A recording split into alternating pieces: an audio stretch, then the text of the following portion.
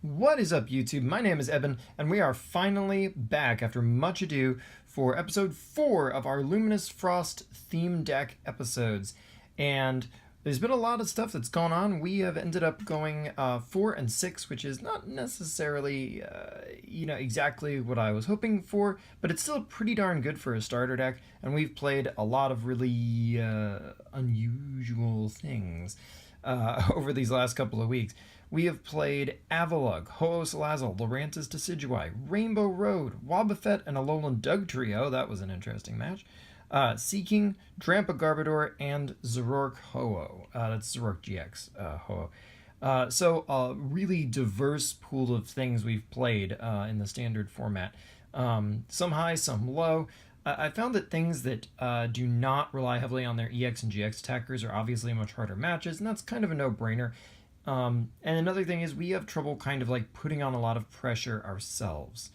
For instance, we have no way other than a very, an opponent who's either got one benched Pokemon or is playing very foolishly to our one escape rope. Otherwise, if they retreat to the bench, there's nothing we can do to get at that thing. So it can be very hard for us to pick up knockouts sometimes, which kind of leads us to our cuts and additions this week. Our cuts are pretty straightforward. I'm just going to lay them all out here for you. It makes me really sad. I like this Heatmor. I enjoy his Odor Sleuth. And the fact that everything in our deck is weak to either grass or metal, and this guy covers both those things due to their weakness to fire, this really made me like him. I really wanted to make him work. In early game, that Odor Sleuth can pick up, that first supporter or whatever and generate you some cool card advantage. This guy's put in some work in some games, so it makes me sad that we're going to be cutting him. And obviously, this guy was the only reason to be running these fire energies anymore in the deck. But it's something, we just need to do.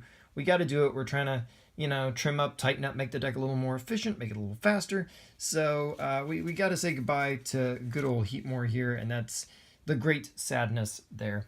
Our additions, we're adding in one more double colorless energy. We are a little sluggish in this deck for sure, and so many of our Pokemon do benefit from this that it just makes good sense that we're adding another one. And speaking of the inability to reach our opponent's bench, many times I have really wanted to have a Guzma, so we are definitely adding this card now. I've got some interesting ideas for the future on how else we can kind of play with Guzma and maybe make it an even better card for the deck, but for now we're just fitting in one because we're trying to do a number of things here. But it's going to give us a little access sort of mid to late game when we really need to pick something off, maybe to pick up those last couple of prizes. Who knows?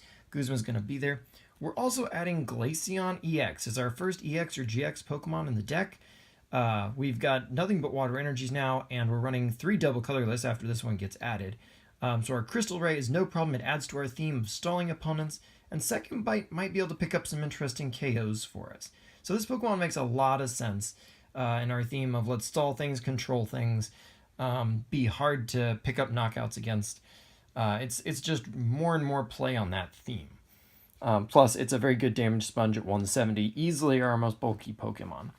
But the one thing that I haven't really covered in these 3 cards is our ability to put out damage. With the exception of when Second Bite happens to hit just right, the highest damage we can put out in this deck is 90, and that's only with a single Pokemon, our Kingdra. He's the only one who can do that much, all to one Pokemon in one attack. So we're going to be adding in 2 choice bands. Pretty much every Pokemon in the deck loves this, everything from Simipour all the way up to Kingdra, Glaceon. I mean, everything really likes this. I mean, think about the math on, say, our Alolan Ninetales. 80 damage from Aurora Beam. 80, that's 160. That doesn't knock out very many big things. But if we add in his choice band damage, that's 110. 110 and 110 is 220, and that knocks out a lot of things. So it's definitely going to give us some good numbers. It'll help us to apply pressure. So that's definitely an addition we're making to kind of give us something we're going to move forward with. And I really think that these changes right here are going to give us some additional wins. Let me know what you think. If you haven't seen the other videos previously, be sure to check them out on my channel. And we're going to really quickly here, now that we've done that spiel, I am, for those of you who haven't caught up and don't want to bother looking at all the other changes, we're going to do them all. We're going to just list out the deck as we've got it here very quickly. We've got our Ninetales. We still don't have our Beacon Alolan Vulpix, but that is definitely coming in the future. A lot of these lines haven't changed in number because we just haven't gotten to the point of finessing the counts of what we run in the deck just yet. I found that this even 2-2 line of Alolan Sandslash works very well, and I think as our searching options get more and more refined, more common, easier to top deck, that's going to still remain pretty darn useful. Kingdra's really pulled its weight in this deck, so I'm hesitant to do much to it just yet, and I think it plays well with, say, like our Glaceon, for example. So we're definitely going to keep this guy around, all the obvious reasons. I'm concerned about old Simipour here, this 2-2 line. Don't know if that's going to make the cut over time or not. I just love this Simipour, and it makes setup nice and gets early damage, which is something we desperately need. So I don't know. Next couple of weeks, don't know if Simipour is going to be able to hang on. I sure hope so, but if not, it will be a sore loss.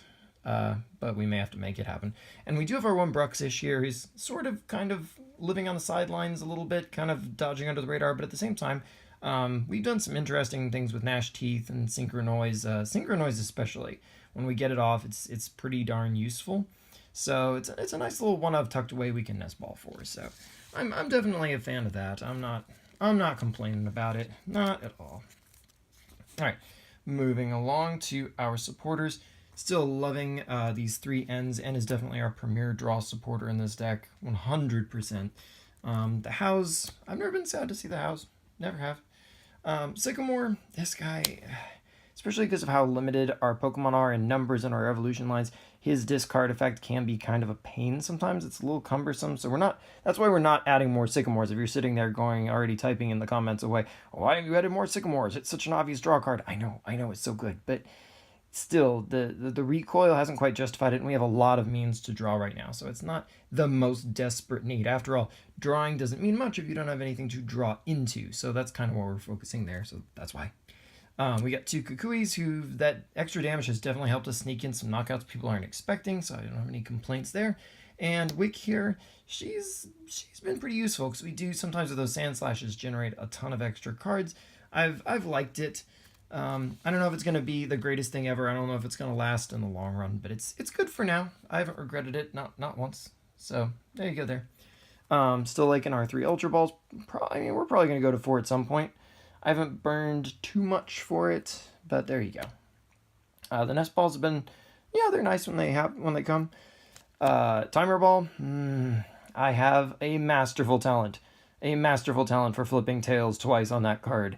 And I already have a very strong idea of what I'm going to replace it with, and I think that's going to be in the near future. But anyway, Rescue Stretcher, that's been a very useful card, most definitely, for like when a Pokemon gets knocked out, we can get the basic or the evolution, whichever one we need, and we can add it to our hands and get that evolution back online very quickly. That's been nice. Wishful Baton, it comes in useful, but it is quite a magnet for field blowers, so I figure we're either going to drop it in favor of something else, or we'll add more of it to make it a little more reliable. Still really vulnerable to it, no matter how many you run, though, so I'm not sure.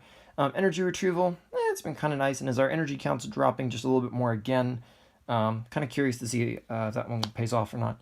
Escape Rope, we made our work for Escape Rope a little bit lighter here, because Guzma's come in. I don't know if we're going to keep that over the long haul or not, but it probably won't get cut for a very long time. And it can be useful for getting around our retreat costs, but more on that another day anyway. And here we go. We got these 2 DCEs, and we've got 13 Water Energies. And that is all the deck was previously, and then of course here are additions that are going into that. So our energy count has diminished from a very high number to 16, so it's still pretty high. We'll see over time if that's going to go down or not. Time's going to tell, but I haven't gotten energy flooded almost ever, and the draw power of the deck really helps get around that. So, I don't know. We'll see when we come back for episode 5. We're going to change 5 more things and start really getting this deck to where we may be able to start seeing the final form kind of showing through there. So anyway, until next time, like, comment, subscribe, check out the channel for more videos like this, and I will see you next time.